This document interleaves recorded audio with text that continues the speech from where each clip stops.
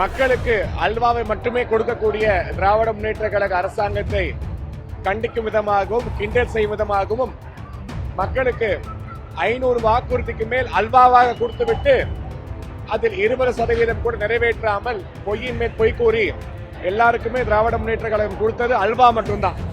அவர் உண்மையிலே தமிழ்நாட்டுக்கு எந்த இன்வெஸ்ட்மெண்ட்டும் வரல, வெறும் எம்டி வெள்ள பேப்பர் தான், வெறும் வெள்ளத்தாள் தான் அப்படிங்கிறத செய்கையாக உண்மையை எடுத்து சொல்லியிருக்கிறார்.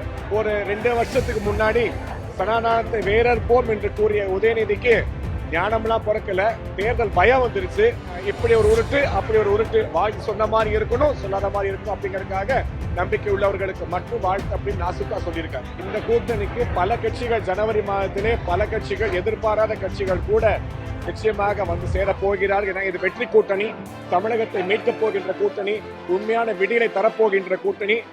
தமிழகம் தலைநிமிர தமிழனின் பயணம்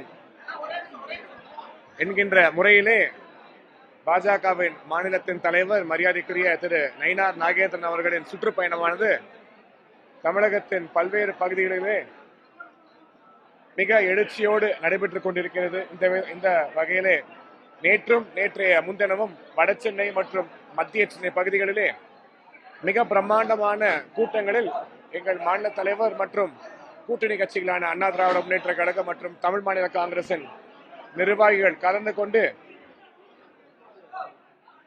அதிர்வலைகளை ஏற்படுத்தும் வகையிலே பல அடுக்கடுக்கான குற்றச்சாட்டுகள், குறிப்பாக திராவிட முன்னேற்ற கழகம் இந்த சென்னை மாநகரில் ரவுடிசமும் போதைப் பொருளும் அதிகமாக புழங்க விட்டு பெண்களின் பாதுகாப்பு என்பது மிகப்பெரிய கேள்விக்குறியாக மாறியுள்ள நிலையிலே இதை எதிர்த்து யார் இந்த சார் அப்படிங்கிற கேள்விக்கு பதிலை தேசிய ஜனநாயக கூட்டணி ஆட்சி அமைந்தவுடன் நிச்சயமாக கண்டுபிடிப்போம் என்கின்ற வாக்குறுதியும் கொடுத்து, அது மட்டும் இல்லாமல்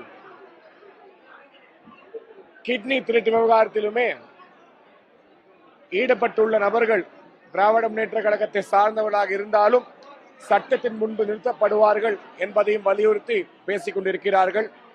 அதன் தொடர்ச்சியாக இன்றைய தினம் தென்சென்னை பகுதியிலே மாவட்ட தலைவர் திரு சஞ்சீவி அவர்கள் தலைமையில் உள்ள பொதுமக்களுக்கு 5000 குடும்பங்களுக்கு பாஜகவின் சார்பில் தலைவர் நயினார் நாகேந்திரன் அவர்கள் பட்டாசு மற்றும் இனிப்பு பொருட்கள் வழங்கும் நிகழ்ச்சியானது நடைபெற்றுக் கொண்டிருக்கிறது. இதேபோல் தொடர்ச்சியாக தமிழகம் முழுவதிலும் மக்களுக்கு நேரடியாக பாஜகவினர் பல நல்லுதவிகளை செய்து கொண்டு வருகின்றனர்.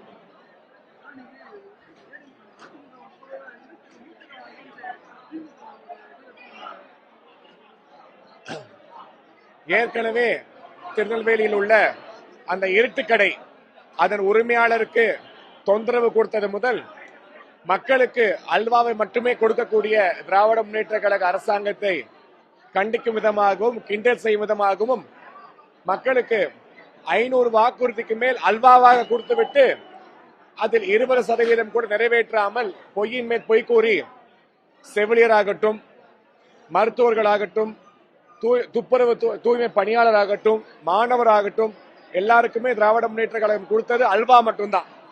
ஆகவே திராவிட அல்வா கடை என்பது நிறுவனமாகிக் கொண்டிருக்கிறது. இதை இன்று அதிமுகவின் சட்டமன்ற உறுப்பினர்கள் மிக அழகாக சட்டமன்றத்திலே எடுத்து கூறியிருக்கிறார்கள். இதற்கான பதிலை எப்படி ஃபாக்ஸ்கான் விஷயத்தில் அல்வா கொடுத்தாங்களோ, நம்ம கூட டிஆர்பி ராஜா அவர்கள் வெள்ள பேப்பரை சொல்லும் போது, வெள்ள பேப்பரை காட்டும் போது அண்ணன் இபிஎஸ் அவர்களை கிண்டல் செய்யறாரு நினைச்சு பார்த்தா, உண்மையிலே தமிழ்நாட்டில் ஃப்ரெஷ் இன்வெஸ்ட்மெண்ட் அப்படி என்பது வெள்ளத்தாள் எழுதப்படாத விஷயமாக இருந்து கொண்டு வருகிறது. எதுவுமே இல்லை அப்படிங்கறத டிஆர்பி ராஜா உண்மையை சொல்லியிருக்காரு. நான் கூட கிண்டல் பண்றாரு நினைச்சேன், பார்த்தா அப்படி இல்லை. அவர் உண்மையிலே தமிழ்நாட்டுக்கு எந்த இன்வெஸ்ட்மெண்ட்டும் வரல, வெறும் எம்டி வெள்ள பேப்பர் தான், வெறும் வெள்ளத்தாள் தான் அப்படிங்கறத செய்கையாக உண்மையை எடுத்து சொல்லியிருக்கிறார். அதற்கு டிஆர்பி ராஜா அவர்களை நாம் பாராட்டி ஆக வேண்டும். உண்மையை கூறியதற்கு நம்ம தான் அதை புரிந்து கொள்ளாம விட்டுட்டோம். ஸோ தமிழ்நாட்டில் வந்து ஃப்ரெஷ் இன்வெஸ்ட்மெண்ட் அப்படிங்கிறது சுத்தமாக எதுவும் வரவில்லை. செம்கார்ப் என்கின்ற சிங்கப்பூர் நிறுவனம் குஜராத்துக்கு போயிட்டாங்க.